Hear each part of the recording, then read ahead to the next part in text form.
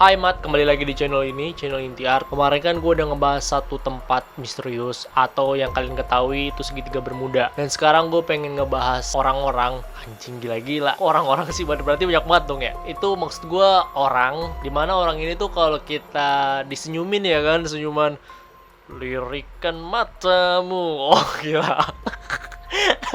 Itu tuh senyuman lehoy semlehoy gitu. Kita langsung dapet kejutan, shock terapi. Lo bayangin kan, gila-gila. Nah itu tuh kita bisa langsung mendapatkan pembunuhan berencana lah istilahnya. Siapa sih orang itu yang bisa melakukan hal sekeji itu? Ya kalian udah pasti tahu dia melakukan hal yang di luar nalar kita lah istilahnya. Tapi belum begitu banyak sih. Setidaknya udah pecahin rekor lah pada tahun 2008 kemarin. Yang udah kalian ketahui namanya adalah Rian Jombang. Bagaimana Rian Jombang bisa melakukan hal tersebut? Tetap di Belajar Yuk.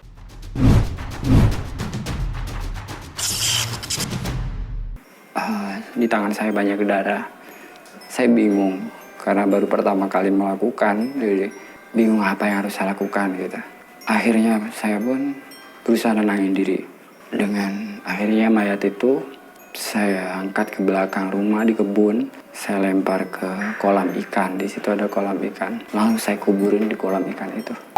Oke langsung aja Mat. Jadi Mat, sebelum gue masuk tuh kronologi, gue pengen ngasih tahu siapa sih Rian Jombang ini. Jadi Mat, Rian Jombang ini adalah seorang pria perkasa ya kan, tapi rada sedikit melehoy semlehoy gitu loh. Istilah kata tuh ngelambai lah, rada ngelambai ya kan. Masa sih Rian Jombang? Jadi Mat, Rian Jombang sendiri itu bernama lengkap Ferry Idam Heniansyah. Rian Jombang sendiri lahir di Jombang ya kan. Udah jelas namanya Jombang, lahir di Jombang lah. 1 Februari 1978. Kurang lebih umurnya tuh sekarang sekitaran setengah abad lah, 43 tahun ya kan. Ya semoga sih ya Jombang lo dipanjangkan umurnya lah ya kan, biar bisa tobat gitu loh Bang. Udah akhir modern gitu loh. Jangan macem-macem deh, udah. Ya udahlah ya kan gitu ya, gue doain yang terbaik buat lu lah pokoknya ya kan. Rian sendiri Mat adalah anak bungsu atau anak bontot terakhir lah istilahnya. Dia dari 2 bersaudara. Kakak yang pertama itu nggak jauh banget dari umur Rian, sekitaran 44 tahun kalau nggak salah sekarang. Bernama Mulyo Wasis. Dia kayaknya hobi ngebasis deh, di bus patas gitu ya kan. Di satu sisi dari segi uniknya kakaknya ini, dia tuh setengah darah daging, yang diartikan sebagai emaknya itu satu emak, cuma beda bapak. Emaknya tuh kayaknya sih kalau gue feeling ya, dulu waktu muda tuh kayaknya hobi poliandri nih Mat. Jadi menikah sana sini gitu ya kan. Gue nggak tahu kenapa bisa seperti itu. Ya bisa dikatakan emang poliandri kan, dalam arti gonta-ganti suami istilah kayak gitu kan. Maya sendiri tuh lebih prefer tinggal sama abangnya Rian ini atau sama si Mulyo, tidur bareng. Bukan tidur bareng sih, maksudnya tinggal satu rumah gitu loh, karena anaknya kan sama bapak yang pertama sama bapak keduanya kayaknya kurang begitu akrab gitu kayaknya, atau gimana keluarganya gue juga kurang paham. Yang pasti dia, si ibunya Rian ini lebih sering tinggal sama kakaknya. Di satu sisi bapaknya Rian bernama Ahmad Maskur. Dia adalah seorang penjaga pabrik gula. Kalau gue rasa sih dia disuruh jaga gitu biar nggak disemutin kayaknya sama gula nih pabrik. Kok nggak disemutin sama gula nih pabrik, maksud gue nggak disemutin nih gula gitu ya kan. Rian sendiri ini udah jarang banget tinggal sama saudara-saudaranya, karena Mat, sewaktu kecil tuh Rian sering banget tinggal di pesantren. Jadi kayak udah dilepasin lah kayak anak ayam gitu ya kan. Lu suruh cari makan sendiri deh, nggak usah balik-balik istilahnya kayak gitu Mat. Di satu sisi lain Mat, yang membuat sisi unik dari si Rian ini adalah satu hal Mejiku Hibiniu Mat. Dimana Mejiku Hibiniu-nya ini, si Rian ini lebih banyak play buton itu sama cewek-cewek teman-teman sekolahnya Mat. Jadi sewaktu-waktu kecil tuh Rian sering banget play dalam segi bukan hal negatif ya, dalam hal segi positif. Jadi tuh dia aktivitas di sekolahnya itu lebih prefer kayak menari, tapi bukan nari striptis ya, kayaknya nggak cocok banget gitu loh nari striptis ya kan, dengan kayak nari yang lain gitu ya kan. Terus ada juga Rian tuh sering banget dandan pakai beras-beras kayak gitu. Tapi di sisi lain analogi pertemanannya pun dia lebih ke 90% tuh banyak ke cewek-cewek Mat. Kadang-kadang suka kayak main Barbie atau bisa juga kayak main masak-masakan, ya banyak lah istilahnya. Tapi jarang banget gitu loh, 10%, bahkan nggak nyampe sih main sama cowok-cowok tuh di sekolah tuh, di SMP jarang kayak gitu loh. Di satu sisi lain katanya tuh Rian berperilaku kayak gitu tuh ada yang bilang semenjak dia traveling sebuah pantai gitu loh, pantai Ratu Selatan kalau nggak salah, daerah Jatim sama temen-temennya. Kalau cowok ada ngelambai kan pasti ngajak kayak gini kan, hayo kita ke ini yuk, kita liburan yuk, ke sana yuk, kayak gitu kan pasti kan, otomatis kan. Jadi pas dia berlibur nih si Riannya ini pada saat di Jatim tuh di pantai itu, dia dia kayak dapet sebuah boneka kencana gitu dari Nyi Roro Kidul. Dan dia sendiri bilang sama si Mulyo ini, si abangnya, katanya gue ini dapet boneka dari Nyi Roro Kidul katanya gitu kan. Tapi abangnya sempet bingung kan, kok bisa dapet? Gue kayaknya kemarin kesono kurang beruntung, makanya gue kayak laki gitu ya kan. Tapi kok lu bisa dapet? Mungkin lo udah ditakdirkan buat jadi perempuan kali gitu kan, kata abangnya. Tapi Rian kayak cuek-cuek gimana gitu. Tapi rasa ingin gitu loh si Rian ini ya kan. Jadi Mat, singkat cerita akhirnya Rian memasuki ke fase pembelajaran SMA. Di SMA ini tuh Rian sering banget pindah ke satu sekolah hingga ke sekolah yang terakhir. Hampir kurang lebihnya tuh kurun waktu 3-4 sekolah lah. Di 3-4 sekolah ini yang pertama dia tuh belajar di SMA 1 Jombang. Hampir kurun waktu itu 1 bulanan. Nah 1 bulanan pindah lagi ya kan ke SMA Kambuh. Ini bukan penyakit nih Kambuh nih. Taruh sangat penyakit lagi. Nah enggak, itu nama sekolah di sono di Jombang. Di SMA Kambuh ini dia tuh belajar kurun waktu tuh hampir 1-2 semester, 1 tahun lah. Terus pindah lagi tuh, pindah SMA 3, hampir belajar tuh 1 bulan doang. Terus pindah yang terakhir, gue kurang tahu SMA mana, yang pasti masih SMA Jombang ya kan, gue lupa inget namanya. Nah SMA Jombang tuh sampai lulus. Nah akhirnya Mat, tadi kan gue udah cerita ke kalian soal latar belakangnya si Rian Jombang ini, terus keluarganya juga ya kan, sekolahnya juga, segala macem lah. Dan sekarang masuk ke tahap dimana yang gue juga tunggu-tunggu, dan pasti lo udah tunggu-tunggu banget ya kan. Cerita ke kalian soal dari sebelum Rian melakukan hal sekeji itu sampai setelah melakukan pembunuhan berantai ya kan. Berantai kok aksi, berantai makanan, kenyang ya kan. Akhirnya setelah selesai sekolah dan Rian udah beres-beres ya kan segala macam di Jombang, mulai tuh ada sedikit percakapan dengan bapaknya karena posisinya Rian emang udah nggak betah banget di Jombang. Ke kantor bapaknya ya kan, datang nih ceritanya cukup kelakuan yang masih pengen maco banget gitu. Tapi meskipun dia nahan-nahan nih gaya ngelambai-ngelambainya ya kan, bilang nih si Rian nih, ini bapaknya. Bapak, kalau orang lambai gitu kan, Bapak, kenapa Yan? Katanya gitu. Tumben kamu datang ke sini. Iya Pak, Ian tuh pengen pindah Pak, katanya. Kamu pindah-pindah kemana sih katanya gitu kan? Orang Jawa tuh ceritanya. Kan kalau di Jombang Jawa ya kan kalau nggak salah. Kamu mau kemana Dek? Katanya mau kemana Yan? Udah di sini aja, jangan pindah-pindah katanya. Yan, di Jakarta tuh keras Yan. Tapi Pak, Yan udah nggak betah di kampung katanya gitu. Kenapa Dek? Di kampung tuh enak, bukannya masalah enak Pak, tapi orang-orang tuh pada gibahin kita. Yang tuh nggak kuat sebagai laki-laki. Langsung kan tuh gaya ekspresi kayak apa sih namanya, nangis bawang gitu ya kan, mulai berkaca-kaca ya kan si Rian kan, acting lah segala macem. Pokoknya Pak, Rian mau pindah ke Jakarta, mau di sana.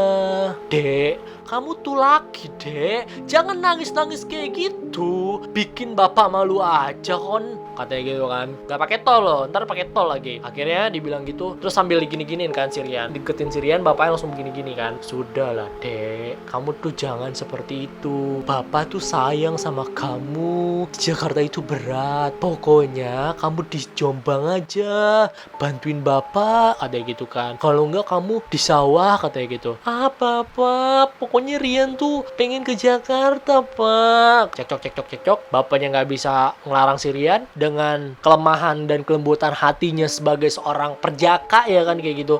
Setelah tadi percakapan antara Rian dan bapaknya tadi, mulai nih Rian perjalanan dari Jombang to Jakarta. Jombang to Jakarta dia ngeteng naik bus to bus. Jadi kayak bus nyambung gitulah ya kan. Karena mungkin duitnya lebih irit kali ya kan bus to bus dibandingkan bus yang sekaligus gitu. Karena emang di sono kan dulu zaman Rian kan kayak masih kurang gitu ya kan alternatif buat jalan ke Jakarta. Jadi kayak ngeteng bus to bus. Akhirnya jalan ya kan. Singkat cerita Rian nyampe nih ke terminal. Terus sambil nentengin. Namanya kalau orang di kampung gimana sih? Rada-rada deso-deso gitu kan. Kayak katro-katro gimana gitu. Terus bingung nih. Dalam hati ngomong gini Rian. Aduh, ini aku bingung mau kemana ya. Mana di sini aku ndak ada temen lagi. Saudara ndak punya. Wah kayak pokoknya lir kalau bahasa Sunda tuh lir ya kan. Akhirnya mulai tuh perut bunyi-bunyi kan. Kerwok kayak gitu bunyinya kan. Nyarilah nih. Tadi mau nyari kosan dulu sebenarnya. Karena perutnya lapar nggak nahan. Segala macem pengen ngobok gitu ya kan. Bahasanya ngobok. Akhirnya ngobok nyari makan ya kan. Wih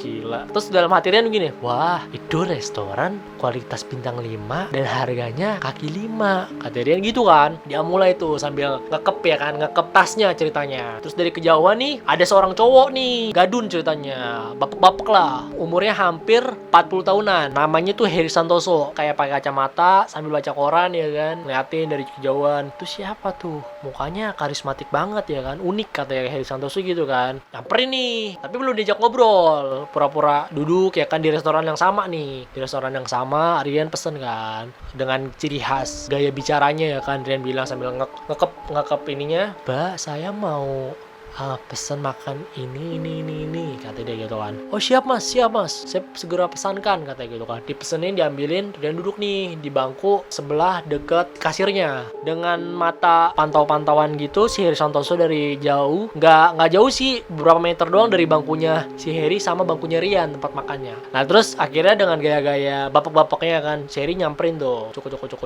Dia bilang gini, "Hai," katanya. Terus dilihat kan, set, "Iya siapa ya?" Kata Rian gitu.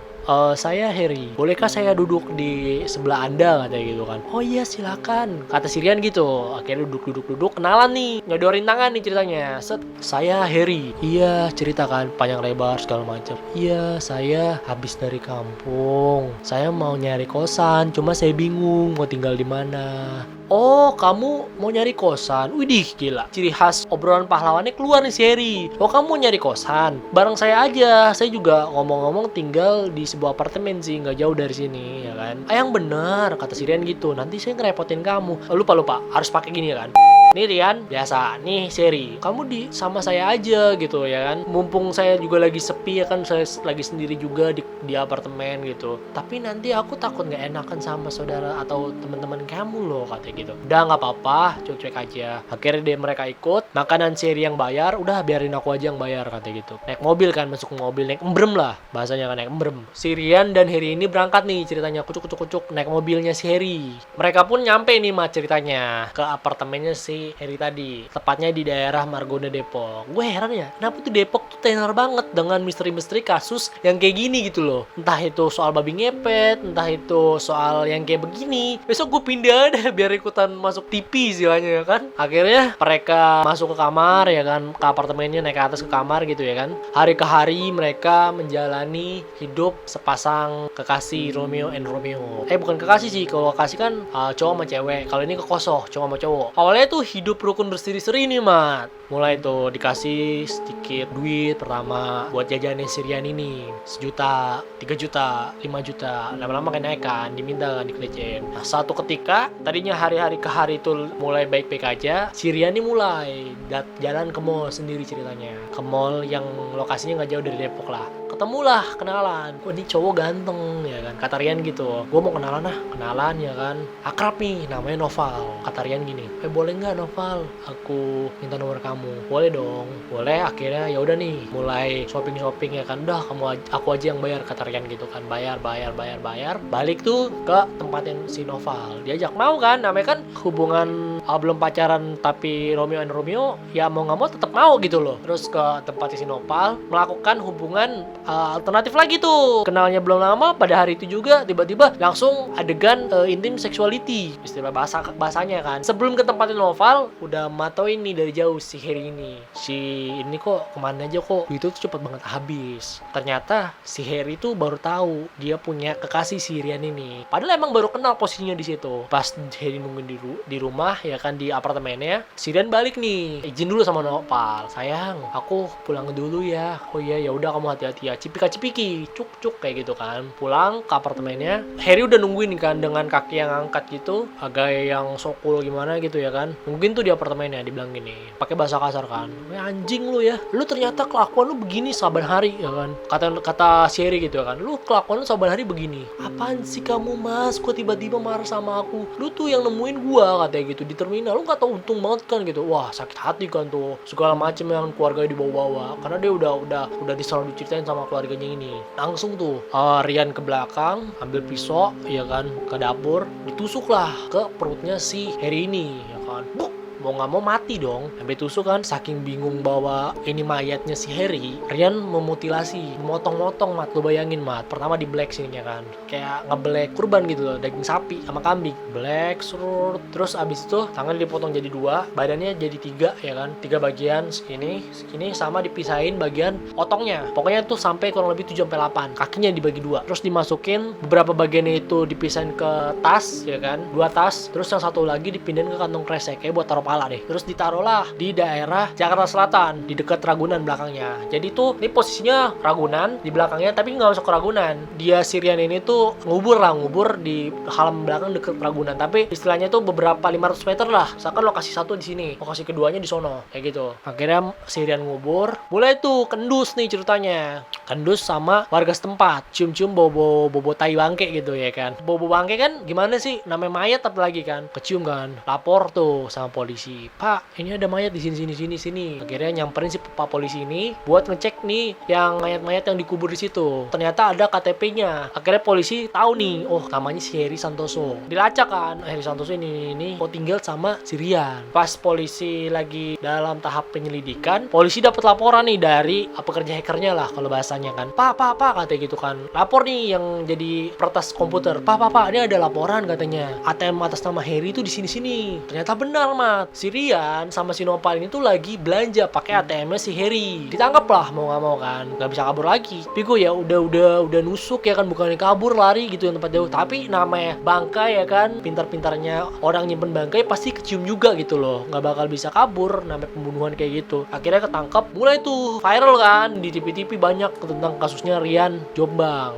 Wah, Jombang terkenal kan akhirnya. Dilihat tuh. Terus ada laporan lagi, Mat. Laporan lagi dari kampung, saudara saya hilang semenjak pergi sama Rian ini. Yang ternyata Rian itu melakukan juga setelah balik kampung. Jadi pas Abah Harry kan dia pulang kampung dong, otomatis kangen sama keluarganya. Pergi nih balik kampung, jalan nih mulai nih dikletek-kletekin orang-orang yang di kampung. Terus pada saat itu nggak balik lagi, Mat. Dan ternyata kurang lebih itu ada 10 korban yang jadi korbannya si Rian. Dan dia yang lebih parahnya lagi nih, itu dikubur dan dijadikan tuh tempat kuburannya itu kolam ikan biar nggak ketahuan. Dicari dengan kesaksiannya Rian ini, ternyata benar Rian tuh telah membunuh kurang lebih hampir 11 korban termasuk si Harry Santoso ini. Harry Santoso sendiri, Mat, ditemukan oleh polisi mayatnya atau warga setempat di Ragunan pada tanggal 12 Juli tepatnya di tahun 2008, dan ini adalah shortlist nama-nama korbannya. Oke, Mat, itulah tadi cerita kasus psikopat Rian Jombang, dimana si Rian ini tuh terbilang psikopat yang gila-gila. Kenapa sih gue bilang gila-gila? Karena emang dia tuh pintar, selain pintar juga itu soleha. Saking pintarnya nih, saking jeniusnya menghalahi profesor, kuburan yang dipakai si Riannya itu dijadikan tempat kolam ikan. Tuh ikan tuh ya kan, kesurupan, Mat, kalau malam. Ya pokoknya segitu aja lah ya. Kalau misalkan kalian suka video ini, kalian bisa like dan komen jika ada pertanyaan seputar Belajar Yuk, entah itu sejarah ataupun misteri lainnya. Kalau misalkan kalian punya cerita, kalian bisa kirim ke Gmailnya udah gue taruh di deskripsi, dan share juga video ini ke mat-mat di luar sana. Semoga bermanfaat lagi video ini untuk banyak orang. Segitu aja videonya, tetap semangat, terus belajar dan pintar.